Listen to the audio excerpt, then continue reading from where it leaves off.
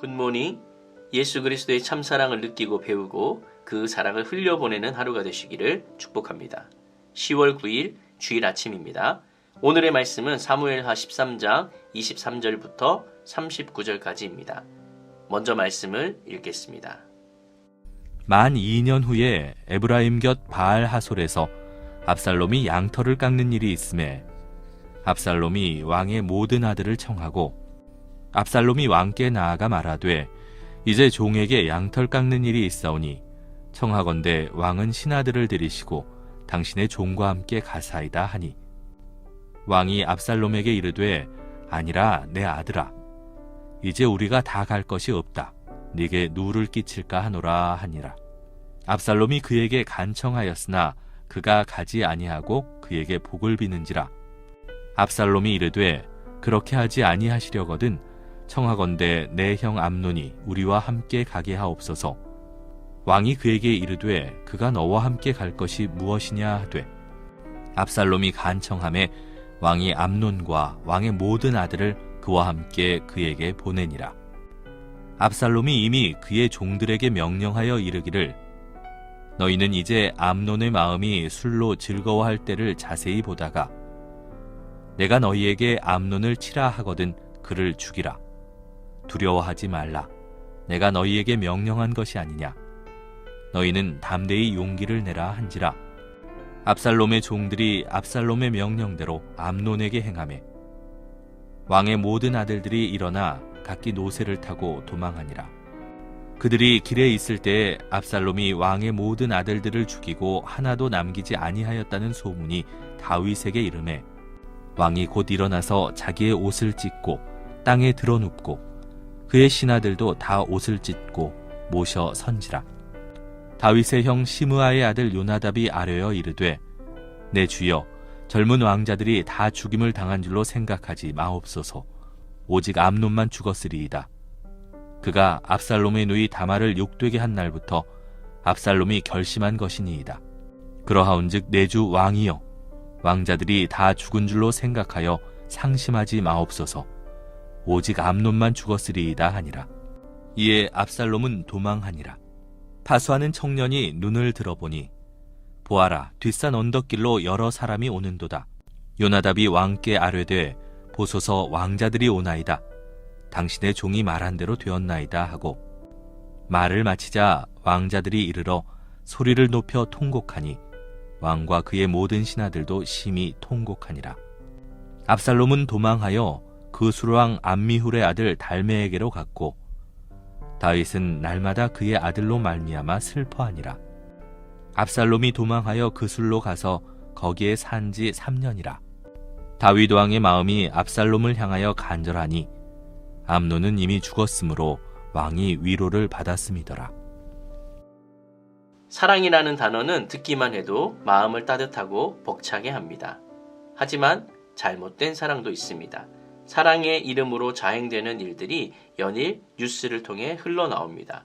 요즘은 특별히 스토킹 관련된 범죄들이 많이 매스컴에서 대두되고 있습니다. 불과 한 달 전에도 지하철 여자 화장실에서 스토킹하던 여인을 살해한 일이 발생했었죠.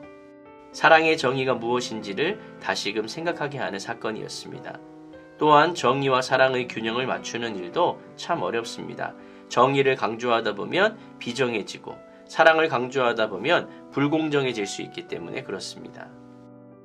암논이 다말을 강간한 사건이 벌어진 지 2년 후에 에브라임 곁 바알 하솔에서 압살롬이 양털을 깎는 잔치를 벌였습니다.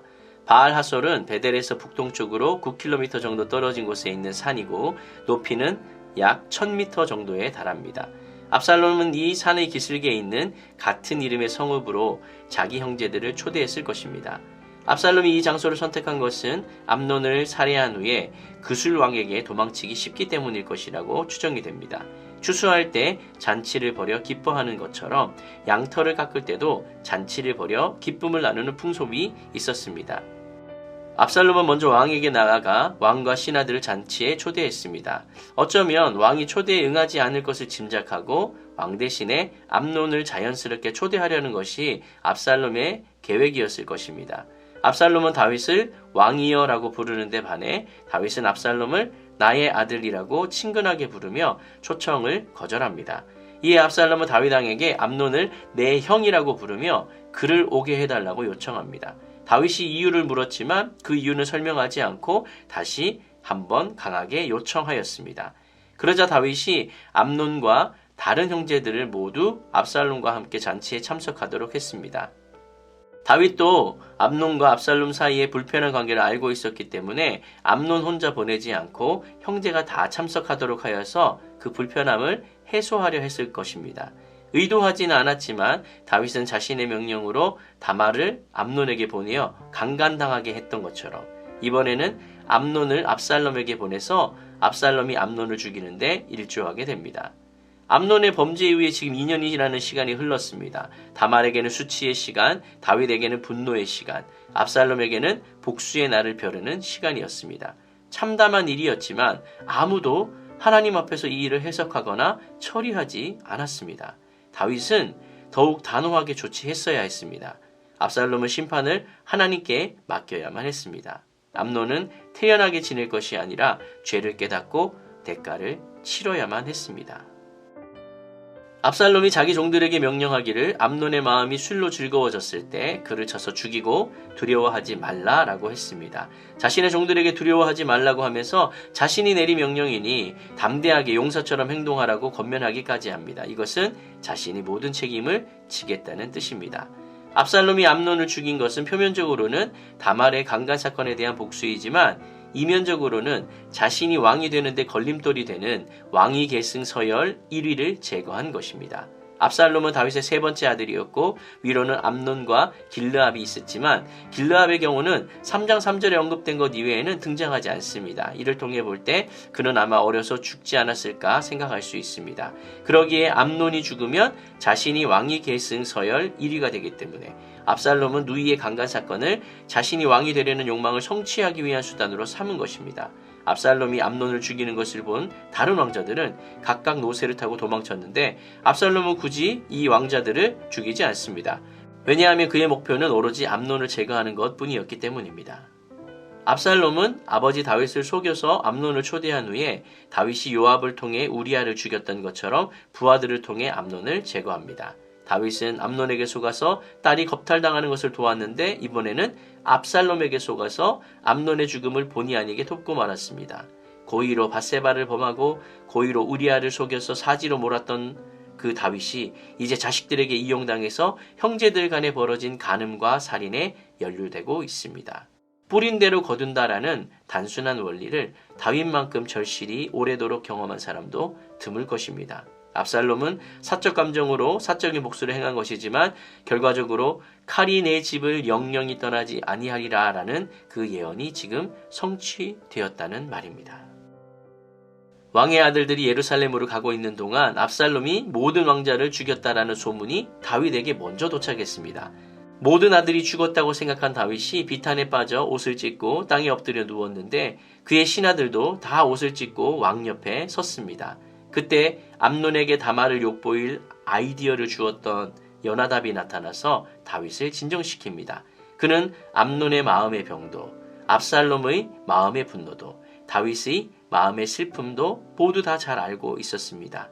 그의 조언은 매번 지혜로웠고 실용적이었지만 적극적으로 죄를 막지 않았고 도리어 죄를 조장했습니다. 그러고 나온 결과에 대해서 위로하면 그것이 도대체 무슨 소용이 있겠습니까? 책임을 안 질 만큼만 참여하고 이익을 얻을 수 있을 만큼만 참여했습니다. 사랑이나 배려가 없는 지혜는 간교한 모략에 불과합니다. 말씀을 정리하겠습니다. 다윗, 암논, 압살롬은 모두 잘못된 사랑의 희생자입니다. 정의롭지 않은 사랑은 상대방과의 관계를 회복하기는커녕 오히려 악화시키는 원인이 될 수 있습니다. 그런 측면에서 정의와 사랑은 양립 가능합니다.